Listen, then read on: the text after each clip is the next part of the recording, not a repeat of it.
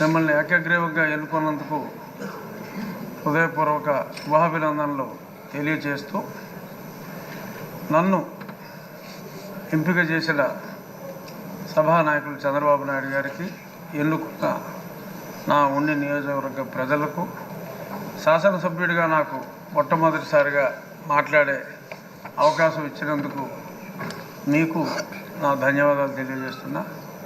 అందరూ చెప్పారు, మీరు ఎన్నిసార్లు మంత్రులు చేశారు, ఎన్నిసార్లు ఎమ్మెల్యేలు చేశారు కాబట్టి సమయం కూడా తక్కువ ఇచ్చారు కాబట్టి వాటి జోలికి వెళ్లకుండా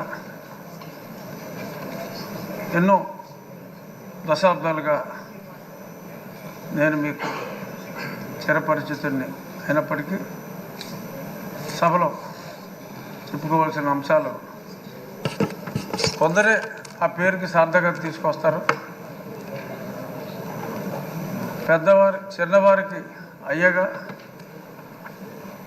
మీ తోటి వయసులందరికీ అన్నగా, రాష్ట్ర ప్రజలందరికీ ఎంతో ప్రీతి పాత్రుడుగా, అయ్యన్న పాత్రుడుగా పరిపూర్ణమైన పేరు మీకు మీ తండ్రి గారు పెట్టారో తాతగారు పెట్టారో, ముందుగా వారికి నా ధన్యవాదాలు తెలియజేస్తూ, ఈ సభ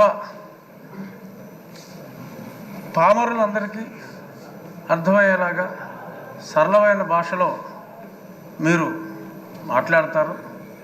అందులో గర్వం లేదు, సరళమైన భాషే మీరు ఎప్పుడు మాట్లాడారు. ఇప్పుడు మీరు పిఆర్ కాలేజీలో చదువుకున్నప్పుడు ఒక గ్యాంగ్ లీడర్గా, రాజకీయాల్లో ఇప్పుడు ఒక మాస్ లీడర్గా, ఇప్పుడు మా శాసనసభను ఒక తరగతిగా భావిస్తే క్లాస్ లీడర్లా కాకుండా ఒక క్లాసిక్ లీడర్గా మీరు ఉంటారు అనే పరిపూర్ణ విశ్వాసం మా అందరికీ కూడా ఉంది. నిన్ననే మరి సింహంలాగా చెప్పుకునే వాళ్ళు సభకు వచ్చి వారి పేరు కూడా మర్చిపోయేలాగా పెప్ప అన్నారు. ఎందుకంటే అయ్యన్న పాత్రుడు గారిని సభాపతిగా ఎన్నుకుంటున్నారని అప్పటికే తెలిసిపోయింది కాబట్టి మరి వాళ్ళ పేరు కూడా మర్చిపోయే పరిస్థితి వచ్చింది.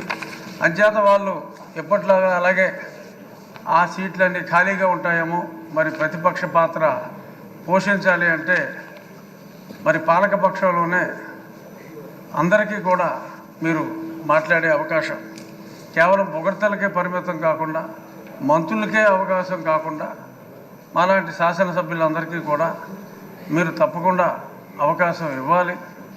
సోదరుడు మనోహర్ గారు చెప్పినట్టు మాజీ స్పీకర్ గారు అందరికీ కూడా డిబేట్లో మాట్లాడి, ఒక శాసనసభ్యుడికి శాసనసభలో గౌరవం ఉన్నప్పుడే వారి వారి అసెంబ్లీ స్థానాల్లో కూడా వారికి గౌరవం ఉంటుంది.